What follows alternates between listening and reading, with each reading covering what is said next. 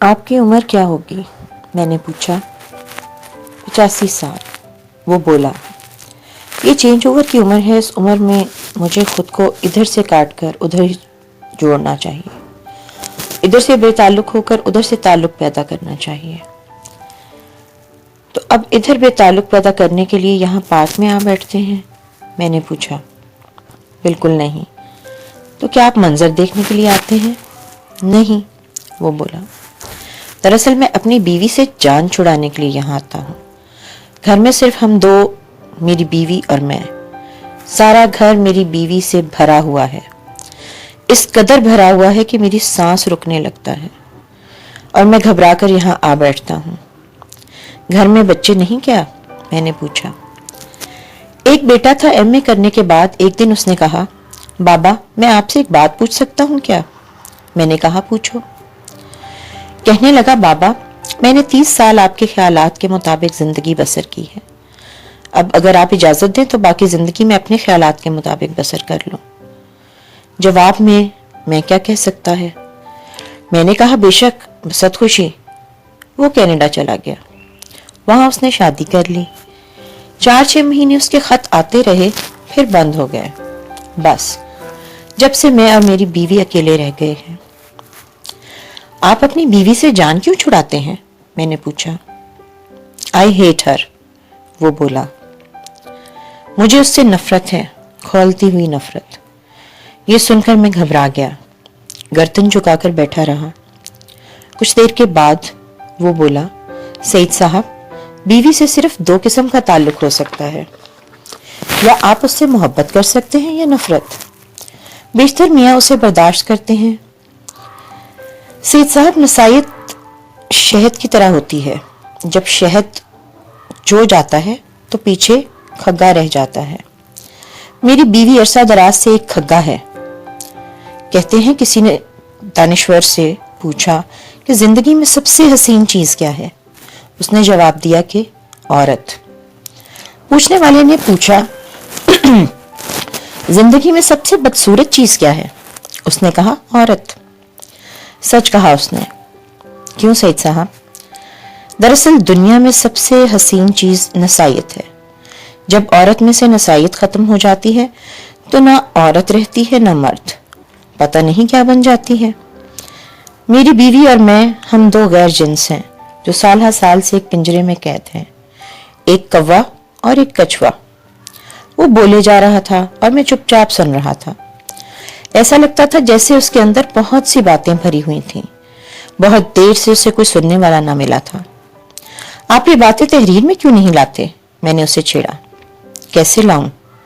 وہ بولا۔ لوگ مخملی باتیں سننا چاہتے ہیں، کہتے ہیں پھول جھڑیاں چلاؤ۔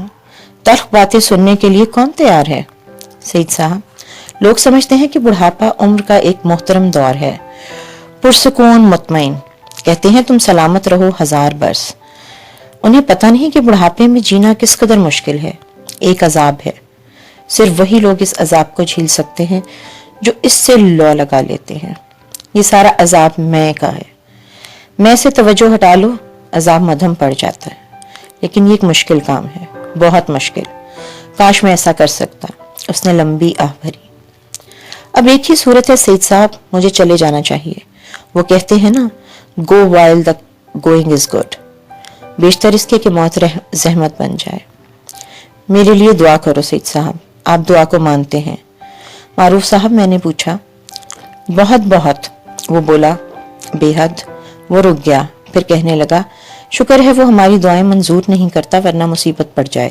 اور میں سمجھا نہیں، میں نے اس کی بات کاٹی۔ بھائی ہم بڑے کنفیوزڈ ہیں، اس نے جواب دیا۔ ہمیں پتہ نہیں کہ ہمیں کیا مانگنا چاہیے۔ ہم ایک نہیں 2 ہیں، ایک ہوتے تو پتہ ہوتا نا، لیکن ہم تو بٹے ہوئے ہیں۔ اچھا۔ وہ اٹھ کر کھڑا ہو گیا۔ مجھے اب جانا چاہیے، تکلیف پڑتی جا رہی ہے۔ چلیے میں چھوڑا ہوں، میں نے کہا، میرے پاس گاڑی ہے۔ نہیں، وہ بولا، وہ سامنے گھر تو ہے میرا، سڑک کے پار۔ میں نے اسے سہارا دیا اور ہم دونوں چل پڑے۔ اس ملاقات کے بعد میں نے محسوس کیا کہ معروف سچ کہتا ہے۔ میرے اندر کی کشمکش مجھے نظر آنے لگی۔ ڈھکی چھپی دوج باہر نکل آئی۔ میں نے محسوس کیا کہ میں بھی اپنی بیوی کو صرف برداشت کر رہا ہوں۔ 4 دن کے بعد مجھے پھر شوق چرایا کہ معروف سے ملوں۔ پارک میں پہنچا تو بینچ خالی پڑا تھا۔ سوچ میں پڑ گیا کہ گھر جاؤں یا نہ جاؤں۔ اتنے میں باغ کا مالی آ گیا، کہنے لگا وہ بڈھا کئی دن سے نہیں آیا، بیمار پڑا ہے۔ یہ سن کر میں نے دروازہ کھٹکھٹایا۔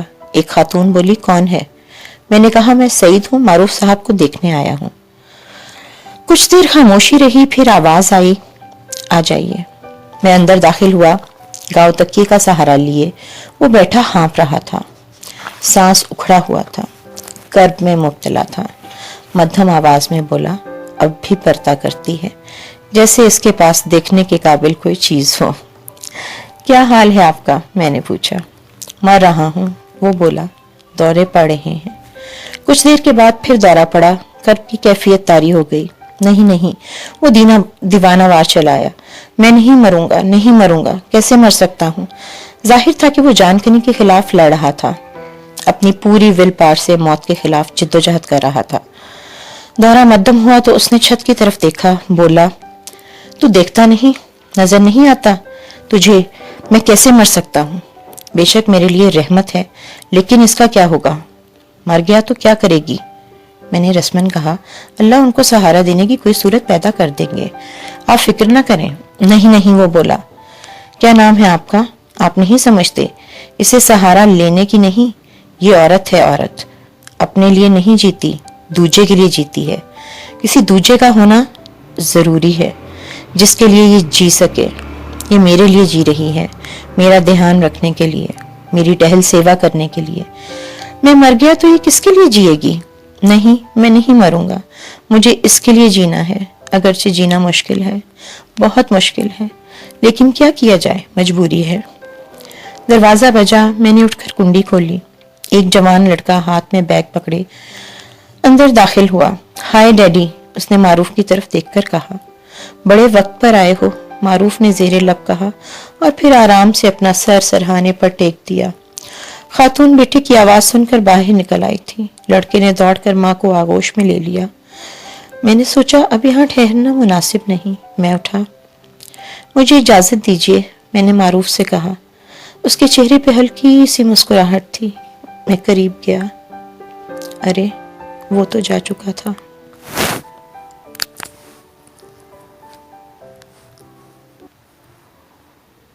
نہیں، وہ بولا۔